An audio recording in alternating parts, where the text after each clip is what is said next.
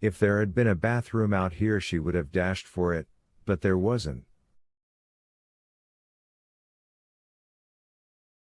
When the cramp let go, reluctantly, she rearranged the cards in what she was pretty sure was the right order: blood donor, library, driver's license, then put them back in the links box. Box back in hole.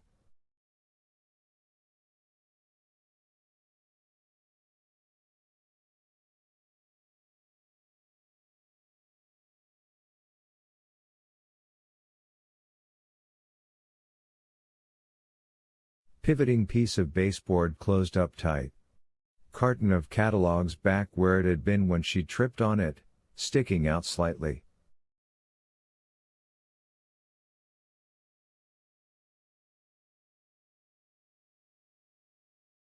He would never know the difference.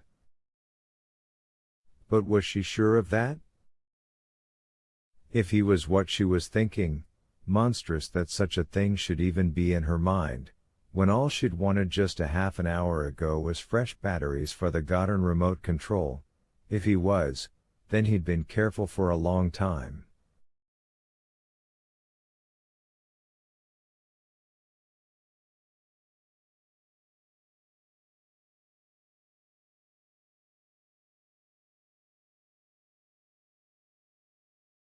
And he was careful, he was neat, he was the original everything polished, everything clean boy.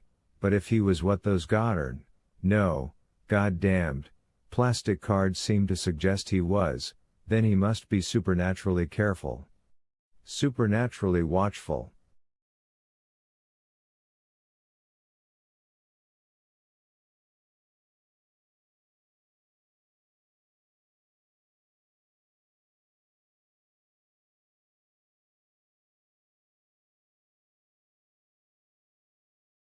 Sly. It was a word she had never thought of in connection to Bob until tonight. No, she told the garage. She was sweating, her hair was stuck to her face in unlovely spikelets, she was crampy and her hands were trembling like those of a person with Parkinson's, but her voice was weirdly calm, strangely serene.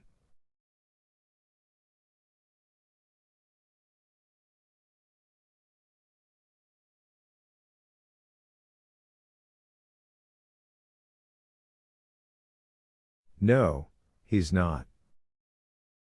It's a mistake. My husband is not Beatty. She went back into the house. 5. She decided to make tea.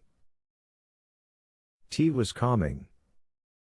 She was filling the kettle when the phone began to ring again. She dropped the kettle into the sink, the bong sound made her utter a small scream, then went to the phone, wiping her wet hands on her housecoat.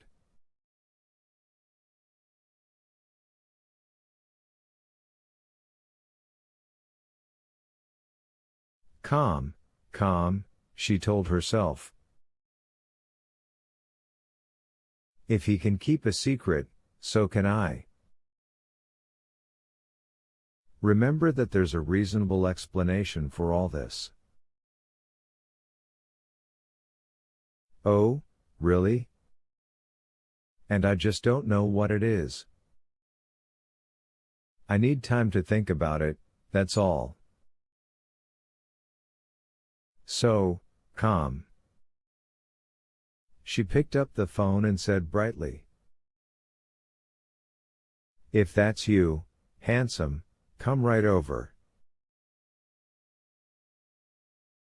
My husband's out of town. Bob laughed.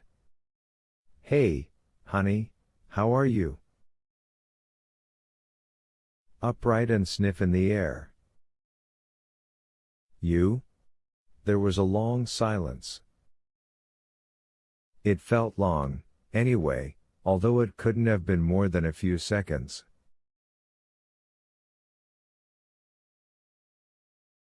In it she heard the somehow terrible whine of the refrigerator, And water dripping from the faucet onto the teakettle she dropped in the sink, the beating of her own heart, that last sound seeming to come from her throat and ears rather than her chest.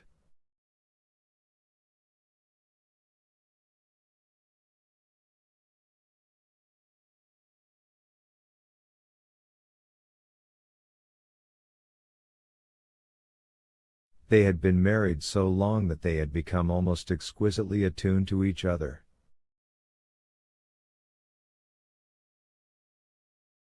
Did that happen in every marriage? She didn't know. She only knew her own. Except now she had to wonder if she even knew that one. "You sound funny," he said. All thick in the voice. "Is everything okay, sweetie?" She should have been touched. Instead she was terrified. Marjorie Duval, the name did not just hang in front of her eyes, it seemed to blink on and off, like a neon bar sign.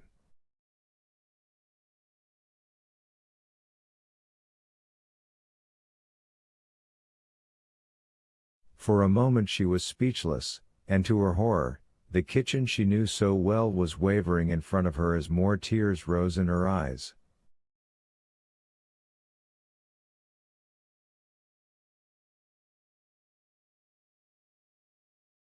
That crampy heaviness was back in her bowels, too. Marjorie Duval.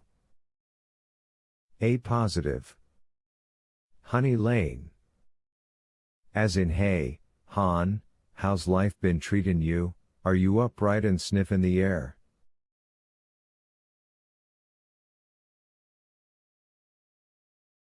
I was thinking about Brandolin, she heard herself say. Oh, baby, he said, and the sympathy in his voice was all Bob.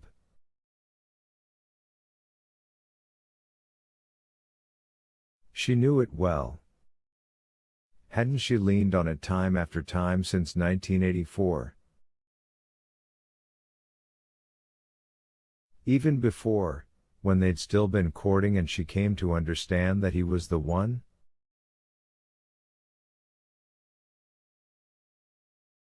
Sure she had. As he had leaned on her. The idea that such sympathy could be nothing but sweet icing on a poison cake was insane.